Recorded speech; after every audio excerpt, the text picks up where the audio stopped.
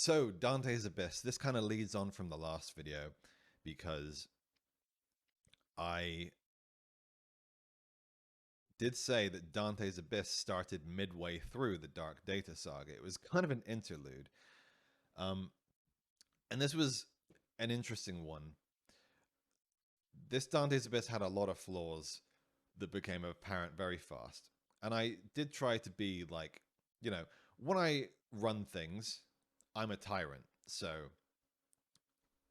when other people run things, I try to say like, this is your thing. Like if for example, if you're playing D&D, if you're the DM, you're the DM, and when someone else is the DM, you don't want to backseat DM. So the same was true for this.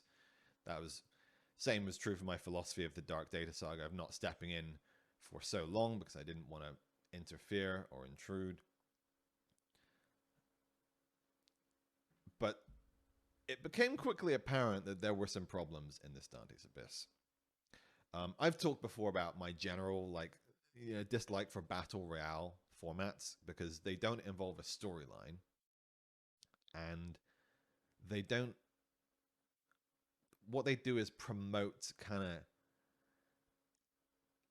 this sort of like Dragon Ball Z RPG style beef role play where it's like, you killed me, so I'm going to kill you. But then, like, you killed me, so I'm going to kill you.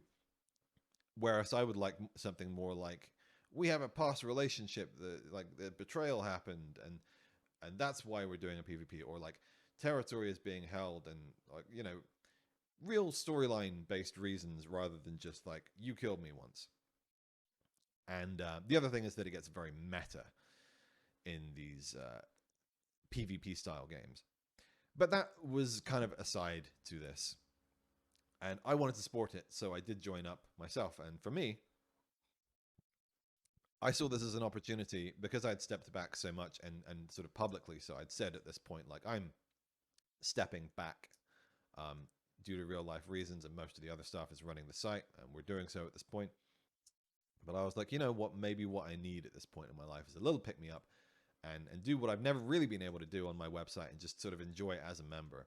So I signed up as my weaker character, Enel, an evil PvP-based character. Those of you know Enel from One Piece, or Eneru, as he's fucking called in the dub, because apparently Enel sounds too much like another word. So, I believe the team was called Mesh. It was like, no, wait, that was like the previous Dante's Abyss. So I won't name everyone in the group, partly because I don't fucking remember everyone in the group, but it was definitely me, Fails as his Majin character, one of my friends as his, like, I think it was a vampire character. Yeah, it was like an original Vampire the Masquerade character. Harlan Higgs, I want to say. Very cool character concept. And at least one other person who I will kick myself for forgetting later. But we entered, and the aim for me was to have fun and to win, because it's like I know I'm a good writer, and I like this game, and I care about it, and I want to win it. But problems in the design of this game quickly arose. One of which was that characters were allowed to bring as many consumables as they wanted into the game. So higher level characters, of course, stocked up on fuckloads of healing items and energy restoration items and everything you could think of, Deku nuts, the works. And this introduced a severe imbalance in the game. But that wasn't the worst. The worst was that it was deemed that in order to move on the grid map, you had to make an in-character post. Now, the rationale for this, if you look at it from a very abstract point of view, was sound. You shouldn't be able to just make your movement without doing something in character. However, the problem was that this essentially meant that you could move multiple times by just making several short posts. How Alex didn't foresee this, I'm not super sure. Um, but this is, of course, what people were doing in the first day.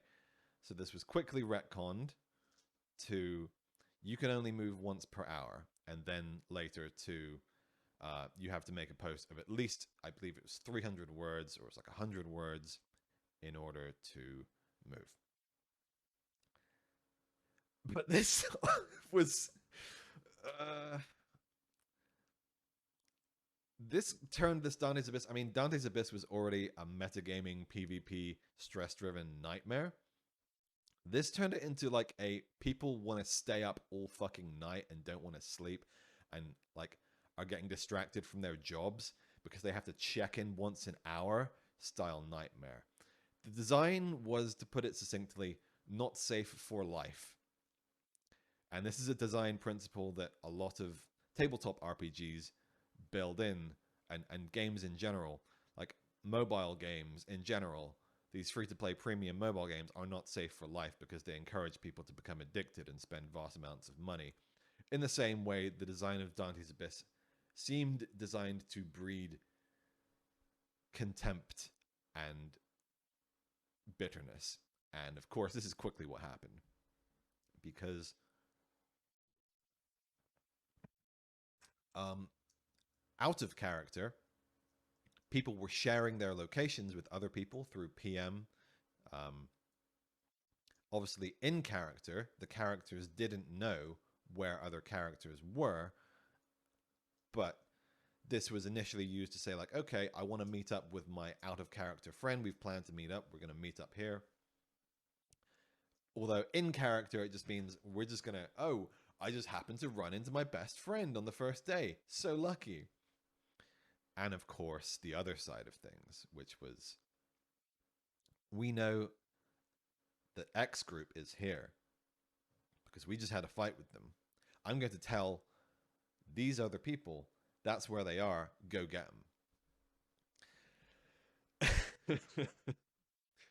And so it was a very, very metagamey game. Dante's Abyss and its predecessors always have been. From my side of things, I embraced this as a member, and I said, listen, if that's the way the game is and that's the way everyone plays, I'm going to do it better. So early on in the game, one of my friends offered me a pact, should we say. I was in a group, he was in a group, and there was another group, a group that was bigger and more powerful than each of us were separately. So his play was, let's go gang up on this group together. Both of our groups versus theirs, will smash them. And I said, sounds like a good idea. And it was a good idea. At first, I put this to my group.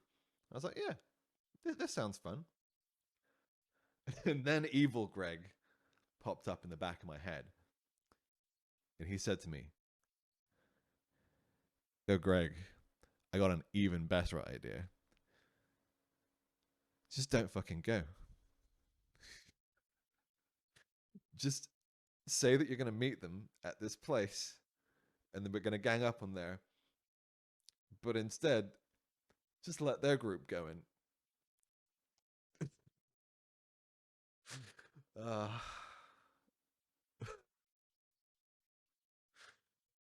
And the group agreed. I think some people felt pretty bad about it. But this went ahead. I think most of the group was pretty on board and was as amused as I was. You know, they all had the chance to speak up and say, hey, you know, I'd rather team up. But the group, as a majority, agreed to this. And so the other teams clashed. And both were badly fucking injured, leaving our group uninjured and free to pursue the objectives unmolested. So that was pretty awesome. And the game was going according to plan.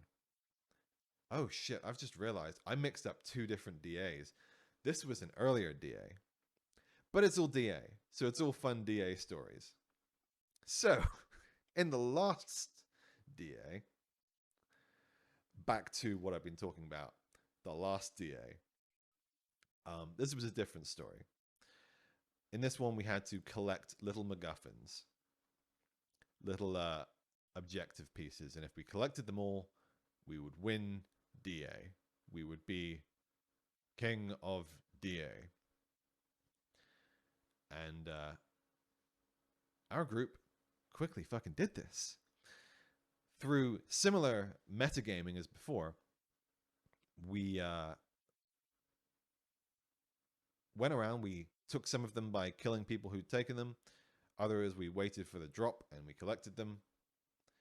And before long, all of the pieces had been distributed amongst everyone on the map. And it got to the point where we were closing in on the last piece, and the person there said, I actually spoke to them and was like, hey, we're going to come and get you and take your piece. And that's just going to happen. And they said, hey, how about this? Instead, we'll just give it to you. Like, we're not interested in winning the whole game. We'll do a trade. And you were like, okay, that's fair. And so we were closing in on it. We had almost all the pieces. It was at this point that I PM'd Alex, who I was in close communication with at all times, because he was a good friend of mine back then. I said to him, just so you know, as a heads up, we are closing in on the last piece, and we're about to win the game. So, like, you can, like, just so you know, you're ready and you can start writing the ending. Alex was not pleased at this, because he had intended the game to go on longer. We were a few days in, I think less than a week, I want to say. And I realized this when Alex posted an update right as we were about to get the final piece, saying, in character, attention, all people on the island. This group here at this location are about to win the game. Go stop them. And honestly, I felt a bit like a fucking idiot, that maybe I should have kept that information private. I felt a little bit betrayed by Alex for that. But at the end of the day, it was his game. So what followed was a frantic, like, 24 hours of Fails posting on the hour every hour to move his character so as not to be caught up to by other groups who were going to murder him. There was one large group that was going to murder him. I'm not sure where Enel was at this time. I think around this time, Enel, my character, got sucked into the arena and had to fight someone much, much higher level who had a bunch of healing items. I think that's what happened, but I definitely got sucked into the arena, which was a great little mechanic, by the way. There were some really, really good ideas in this DA. It just didn't... It hadn't been designed by a designer.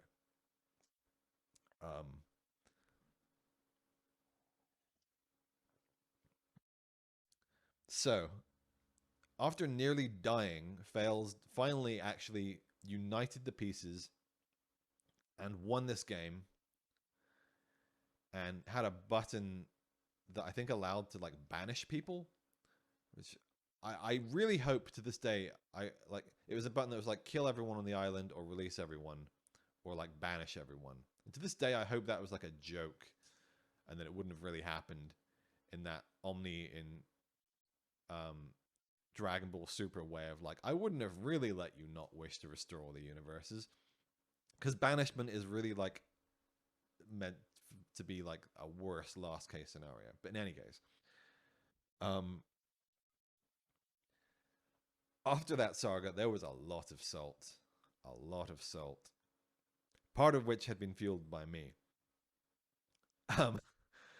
And I did say to Alex, after this saga, like, as much as I fucking hate to do this, I fucking hate to interfere with other people's shit, I don't think I can let you just like I don't think I can let you just design it by yourself next time. I think I have to like look over the design and help you and make sure that it's like not this unsafe for people and for the site as a whole, because as much as I respected Alex for all the work he did and as a fellow staff member, that shit nearly tore the site apart.